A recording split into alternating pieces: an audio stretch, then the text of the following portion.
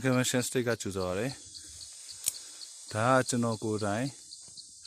ရှာဖွေတွေ့ရှိပြီးတော့နာမည်ပေးထားတဲ့မြန်မာဒေတာမျိုးထောပတ်တီ Black Apple ဆိုတဲ့မျိုးဖြစ်ပါတယ်ဒီ Black Apple လို့ဘာကြောင့်နာမည်ပေးရလဲဆိုရင်ပန်းသီးပုံစံလုံဆောင်ဆောင်လေးဖြစ်ပြီးတော့အမဲရောင်ပြောင်လဲနေတာဖြစ်တဲ့အတွက်ကြောင့်မို့ Black Apple လို့ပေးထားဖြစ်ပါတယ်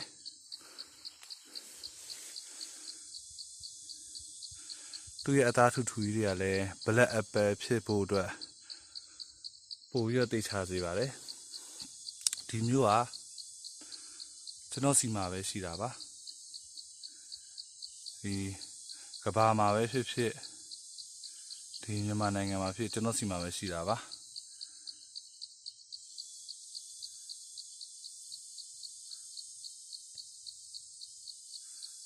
ဒီမျိုးနဲ့ပတ်သက်ပြီးတော့လက်ဆောင်ပေးထားခြင်းနှစ်တိုင်းအနည်းငယ်အချင်းရောင်းဝယ်ထားခြင်းရှိပါတယ်အဲဒီနောက်ကနေပေါ်ထွက်လာမဲ့ပုံစံတူတော်၎င်းပုံစံနီးပါတူတဲ့မျိုးတွေအားလုံးကလည်း copy တွေ fake တွေပဲဖြစ်ပါတယ်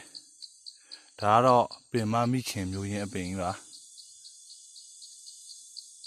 ဒီပင်ရဲ့မိခင်ကတော့မရှိတော့ပါဘူးဘာလို့လဲဆိုရင်နိုင်ငံခြားမျိုးတွေခေတ်စားလာတဲ့အတွက်နိုင်ငံခြားမျိုးတို့ပြောင်းလဲပြီးတော့ပြောင်းလဲကုန်ပါပြီဒီမျိုးကျွန်တော်ရှာတွေ့ခဲ့တာ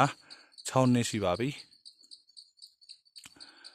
အဲဆိုတော့ဒေတာမျိုးတွေပျောက်ကွယ်သွားပြီးရဲ့ခါမှာကျွန်တော်စီမှာဒါကျွန်တော်လည်းတနည်းအားရလာတာပေါ့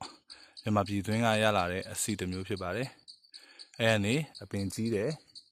တီးတယ်ပေါ့သူရဲ့မိခင်ပင်ကတော့မရှိတော့ပါဘူးကျွန်တော်ကတော့ဒီပင်ကိုကျွန်တော်နာမည်ပေးပြီးတော့ပွဲထုတ်ပြီးတော့ထိန်းသိမ်းဆောက်ရှောက်ထားပြီးတော့ထိန်းသိမ်းဆောက်ရှောက်ထားခြင်းဖြစ်ပါတယ်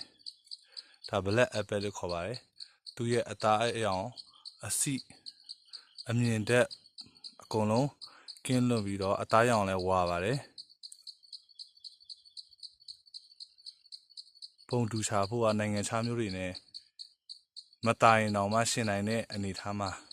ရှိတဲ့မျိုးတစ်မျိုးဖြစ်ပါတယ်ဒါဘာမှမလုပ်ထားတဲ့တဘာဝသီးလေးမို့